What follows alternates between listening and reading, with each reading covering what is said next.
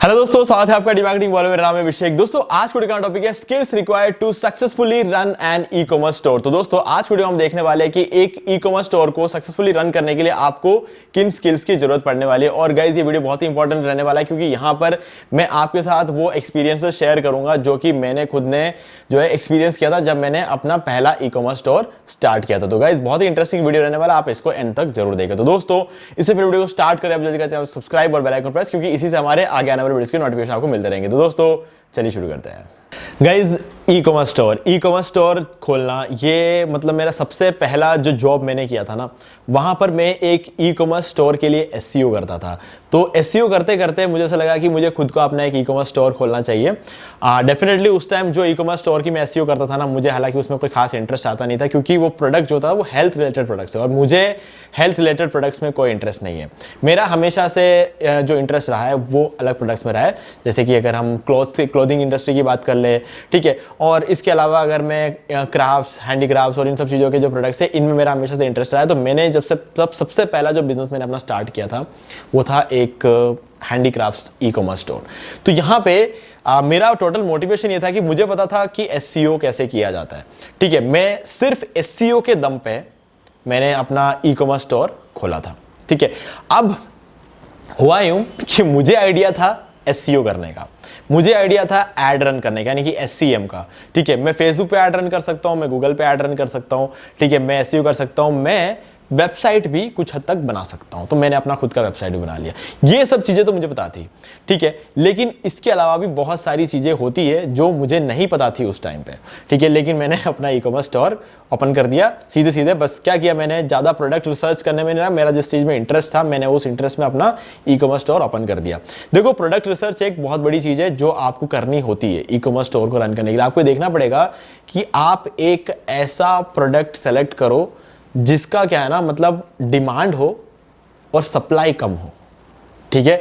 अगर ऐसा है तो आप 100% सक्सेसफुल हो जाओगे। या फिर एक ऐसा प्रोडक्ट उठाओ जिसका डिमांड भी ज्यादा हो और जिसका सप्लाई भी ज्यादा हो, ठीक है। इन दोनों में से कोई एक आपको करना है ई कॉमर्स स्टोर के केस में, क्योंकि अगर आप ऐड रन करने के लिए रेडी हो तो फर्क नहीं पड़ता कि आप डिमांड भी ज्यादा हो सप्लाई भी ज्यादा हो, कोई फर्क नहीं, कॉम्पिटिशन कोई फर्क नहीं पड़ता। लेकिन अगर आप ये देखते हो कि ऐसा प्रोडक्ट जिसमें डिमांड ज्यादा हो लेकिन सप्लाई कम हो, तो वहां पे कॉम्पिटिशन बहुत कम होती है और वहां पे सक्सेसफुल होने के चांसेस सबसे ज्यादा होते हैं। अब मैंने इतना तो कोई रिसर्च किया नहीं क्योंकि मैं उस टाइम, आज से 10 साल पहले की बात है ये, मैंने 10 साल पहले ये स्टोर ओपन किया था। तब मुझे सिर्फ आइडिया था तो एसईओ, एसईएम और वेब डिजाइनिंग का मुझे आइडिया था, बाकी मुझे कोई ज़्यादा आइडिया नहीं था। बस मेरा इंटरेस्ट था हैंडीक्राफ्ट में, तो मैंने बस हैंडीक्राफ्ट का बिजनेस स्टार्ट कर दिया और ई कॉमर्स स्टोर स्टार्ट कर दिया। तो मतलब अब यहाँ पे फिर करने के बाद मैं थोड़ा फंसने लगा। फिर क्या है कि मैंने उसे छोड़ा नहीं, मैंने सोचा कि इसको मैं आगे लेके चलूंगा, क्योंकि अब जब से मैंने स्टार्ट कर लिया, मैंने इतनी मेहनत तो कर ली है उसमें कि अब मुझे उसे आगे लेके जाना है।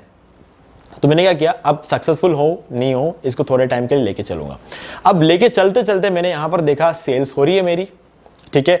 अब सेल्स हो रही है लेकिन मेरे साथ गलतियां बहुत हो रही थी, बहुत सारी दिक्कतें आई ई कॉमर्स स्टोर में। अब क्या क्या दिक्कतें आती है मैं आपको बताता हूं। सबसे पहली चीज ये है कि जब एज ए बिगिनर आप एक ई कॉमर्स स्टोर शुरू करते हो, प्रोडक्ट रिसर्च हमारी पहली गलती होती है, हम नहीं करते हैं, ठीक है। हमारा कोई दोस्त हमें बोलता है कि यार वो बंदा उसने तो इस प्रोडक्ट का कुछ स्टार्ट कर दिया, ई कॉमर्स स्टोर अच्छा खासा कमा रहा है, तो हम क्या करते हैं, उस प्रोडक्ट का शुरू करते हैं, हम प्रोडक्ट रिसर्च करते ही नहीं है। ये हमारी पहली गलती होती है। वो गलती मैंने भी की थी। मैंने उसको सोचा ठीक है अब हो गई तो हो गई, वेबसाइट बन चुका है, ठीक है, तो अब कुछ नहीं कर सकते, अब आगे लेके चलना है। मैं आगे लेके चला।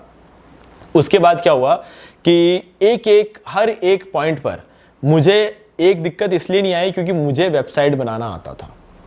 अब मान लो कि आपको एक ई कॉमर्स स्टोर शुरू करना है, लेकिन अगर आपको वेबसाइट बनाना नहीं आता है तो आपके साथ सबसे बड़ी प्रॉब्लम यहाँ पे यही आएगी कि आप कुछ 20,000 रुपया, 25,000 रुपया, 30,000 रुपये खर्च करके किसी से एक वेबसाइट बनवा लोगे।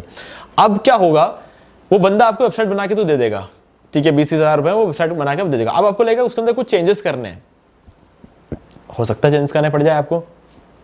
हो सकता है पहले आपने पेमेंट आपने किसी और के बैंक अकाउंट में भेज रहे होंगे, फिर आपको लगेगा कि नहीं यार अब इसके बैंक अकाउंट में भेजने की जरूरत नहीं है, अब मैं अपने खुद के बैंक अकाउंट में भेजूंगा। हो सकता है उस टाइम आपकी उम्र इतनी नहीं हो, आपके पास अपना आधार कार्ड, पैन कार्ड ऐसे कुछ ना कुछ चीज़ आपके पहले उस टाइम नहीं हो जब आपको वो बैंक अकाउंट लिंक करना था, तो आपने किसी और के अकाउंट में लिंक कर दिया। अब आपको लग रहा है कि नहीं आपको अपने खुद के अकाउंट में लिंक करना है, तो अब आप क्या करोगे, लिंक कैसे कराओगे, आपको वापस उस डेवलपर के पास जाना पड़ेगा। तो डेवलपर जो है वो आपसे जो है उस चीज के लिए फिर से पैसे लेगा। अब देखो कोई भी बंदा ऐसा नहीं होता है कि वो सिंपली मतलब जितना पैसा उसने पहले लिया अब उसी में आपको काम करके दे दे। पहले मान लो उसने आपसे 30,000 रुपए लिए, अब वो आपको 500 रुपए में ये करके नहीं देगा, क्योंकि 500 रुपए के लिए तो आज के डेट में कोई मेहनत करता ही नहीं है।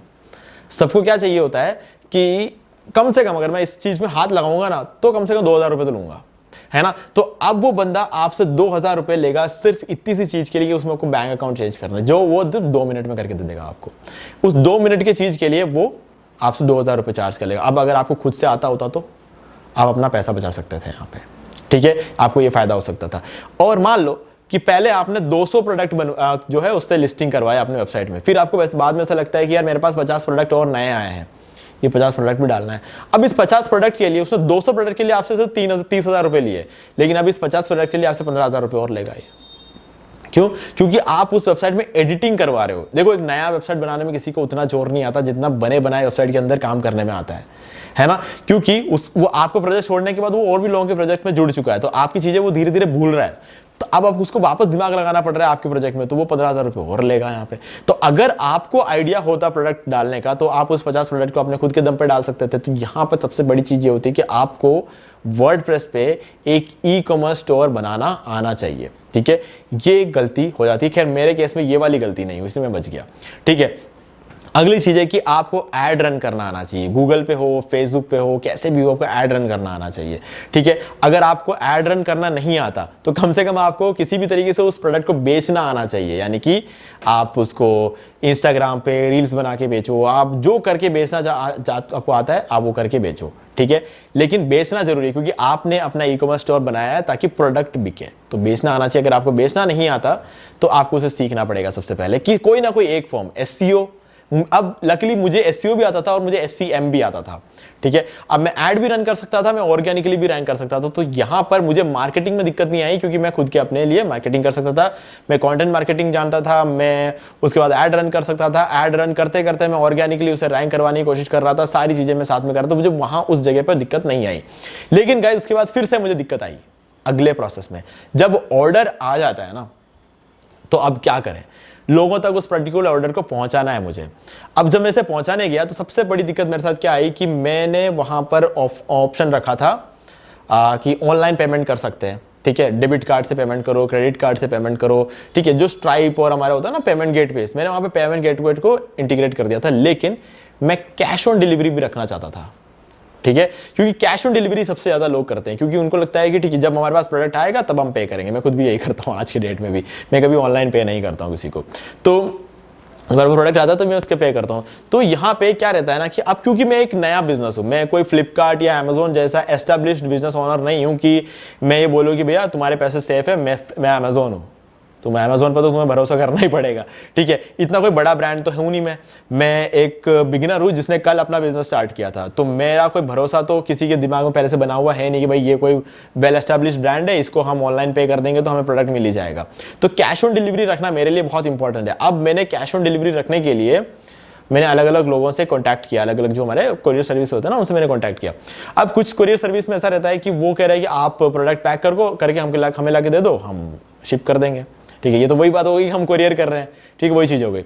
और मैं चाहता था कि कोई घर पे आए और मेरा प्रोडक्ट लेकर जाए, ठीक है। तो मैंने उससे अलग अलग कंपनी से मैंने बात की, ठीक है, अलग अलग कोरियर कंपनी से बात की। उन्होंने कहा कि आपके पर डे 100 ऑर्डर होने चाहिए तो हम आपके घर पे आके लेके जाएंगे।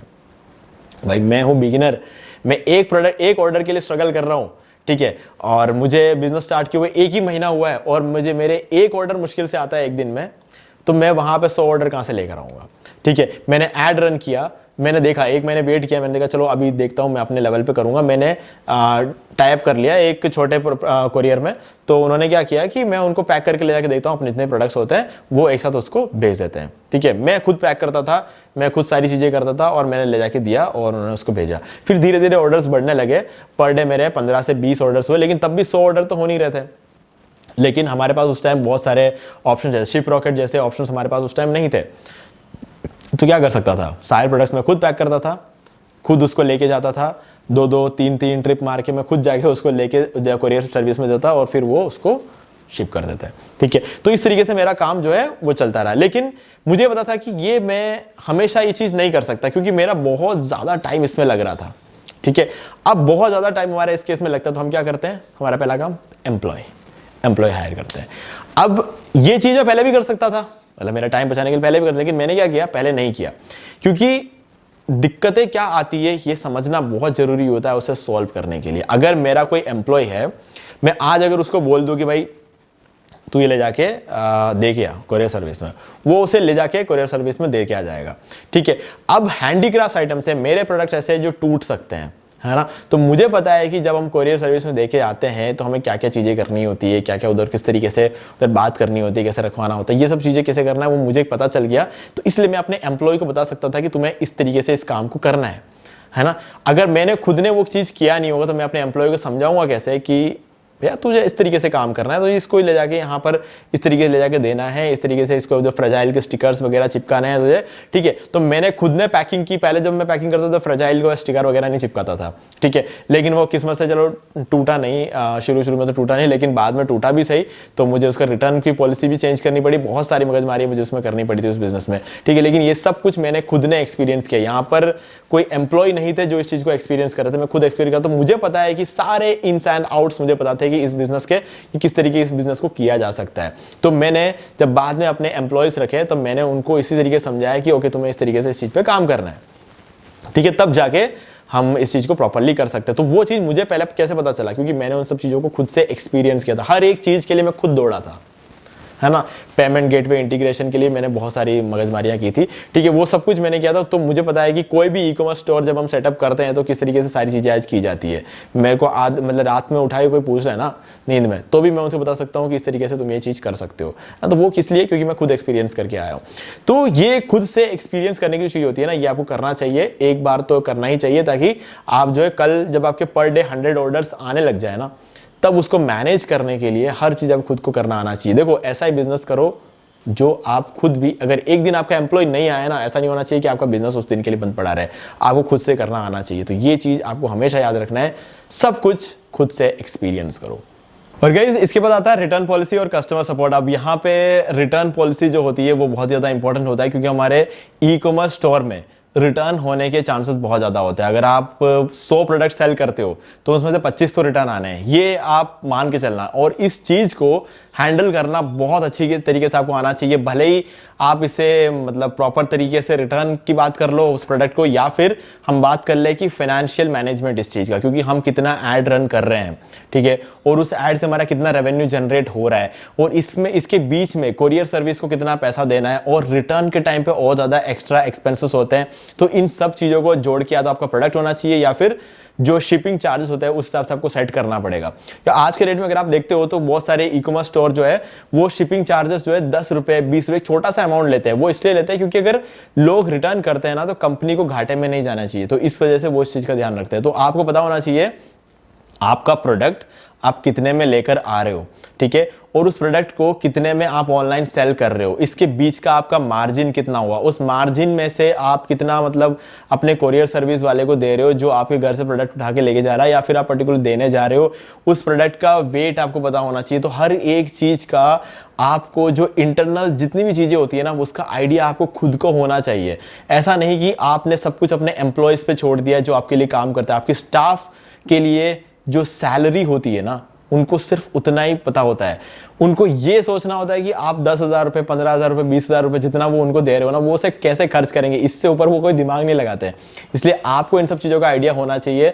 आपको उनको बताना पड़ेगा कि तुम्हें किस तरीके से काम करना है, क्योंकि वो तो इतना सोच समझ के काम नहीं करेंगे, क्योंकि उन्हें तो वो 20,000 रुपये 15,000 रुपये जो आप उन्हें देते हो ना उसका भी हिसाब वो लोग सही तरीके से नहीं रख पाते, तो वो आपके इतने बड़े बिजनेस का हिसाब कैसे रखेंगे। तो इसीलिए आपको ये चीज़ देखनी चाहिए कि आपको ये सारे कॉस्टिंग कैसे बढ़ती है। तो मेनली जब रिटर्न होता है ना कोई प्रोडक्ट तो हमारा लॉस थोड़ा सा ज़्यादा होता है ना, तो उस लॉस को आपको मिनिमाइज करना होगा, और या तो उस लॉस को आप मिनिमाइज करो या फिर अपने प्रॉफिट को आप मैक्सिमाइज करो। तो ये दोनों चीज़ों को आपको थोड़ा समझना पड़ेगा, इन दोनों चीज़ों के बीच आपको बैलेंस बनाना पड़ेगा, और ये तभी आप बना पाओगे जब आपको हर एक छोटी छोटी चीज़ों का हिसाब पता हो, ठीक है। तो ये रिटर्न पॉलिसी का आपको ध्यान रखना, और रिटर्न पॉलिसी में आपको इन सब चीज़ों का भी ध्यान रखना पड़ता है, क्योंकि देखो हर कस्टमर एक जैसा नहीं होता है, हर सेलर एक जैसा नहीं होता है, कोई सेलर अलग तरीके से सोचता है, जो कोई कस्टमर अलग तरीके से सोचता है। तो ये लोग किस तरीके से सोच सकते हैं, कैसे क्या क्या चीज़ें हो सकती है, रिटर्न पॉलिसी में ये भी देखना पड़ता है कितने दिनों में रिटर्न हो सकता है। तो ये सब चीज़ें आपको समझना पड़ेगा अपने प्रोडक्ट के हिसाब से।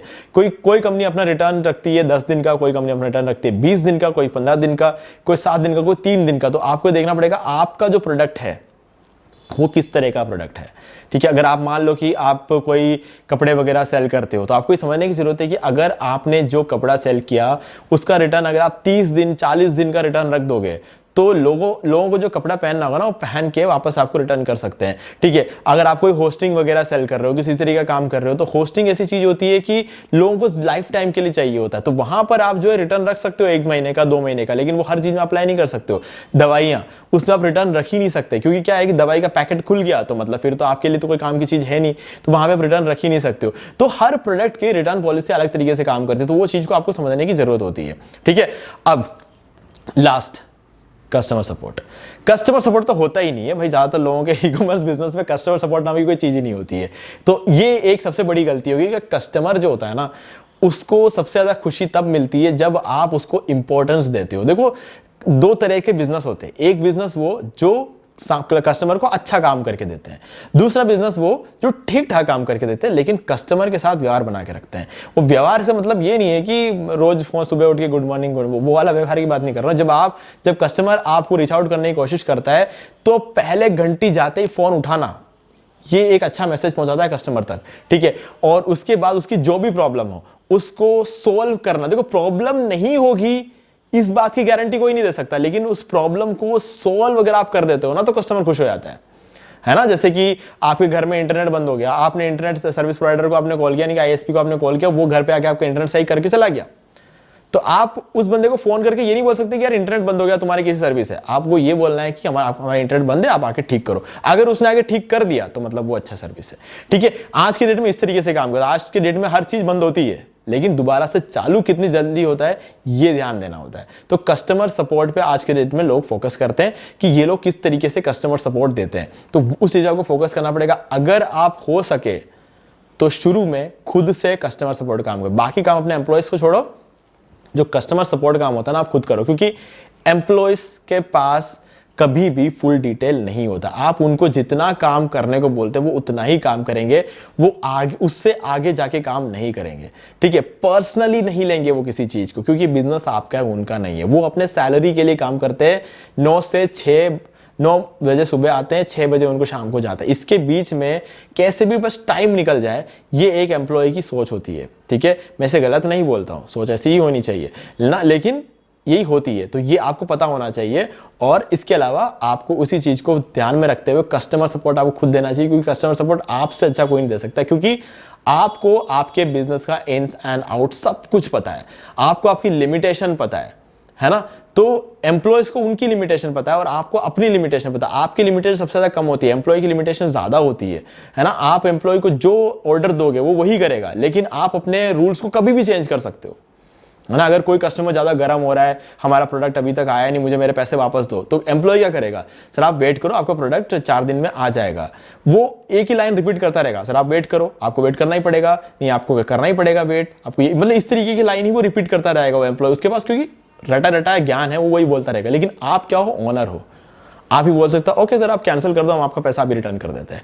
आपके पास ये चॉइस होता है। अगर आप ऐसा भी करते हो ना, तब भी वो कस्टमर दोबारा आपके पास आके ऑर्डर करेगा। क्यों? क्योंकि उसे पता है कि पहली बार जब मैंने अपना ऑर्डर कैंसिल किया, मुझे फटाक से रिटर्न मिल गया था, तो दूसरी बार भी वो आपके पास जरूर आएगा। आज हो सकता है अपना प्रोडक्ट वो ऑर्डर वो कैंसिल कर दे, लेकिन कल आपके पास दोबारा वापस लौट के जरूर आएगा। तो ये सब चीजें जब आप खुद करोगे ना, तो ही आपको वहां पे सक्सेस मिलेगी। ठीक है गाइस, तो ये थी सारी कहानी, मतलब यही थे सारे स्किल्स की आपको जरूरत होती है। तो आपको ये चीज धीरे धीरे आता है, और ये सब चीजें ना कोई आपको एक जगह बिठा के सिखा नहीं सकता।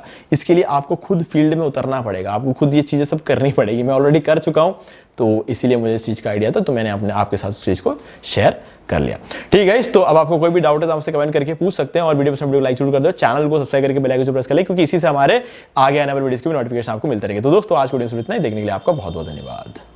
तो दोस्तों मुझे उम्मीद है कि आपको ये वाला वीडियो अच्छा लगा होगा। अब यहाँ पर 2 और वीडियो जिनको आपको जरूर देखना चाहिए, उनको देखने के बाद आपको वर्डप्रेस से रिलेटेड जितने भी क्वेरीज है वो और भी ज्यादा क्लियर हो जाएंगे। और गाइस अगर आपको ये वाला वीडियो जरूर कर दे, चैनल को सही करके बेल आइकन प्रेस करें, क्योंकि इसी से हमारे आगे आने वीडियो नोटिफिकेशन आपको मिलते रहेंगे। तो दोस्तों आज वीडियो सिर्फ इतना ही, देखने के लिए आपका बहुत बहुत धन्यवाद।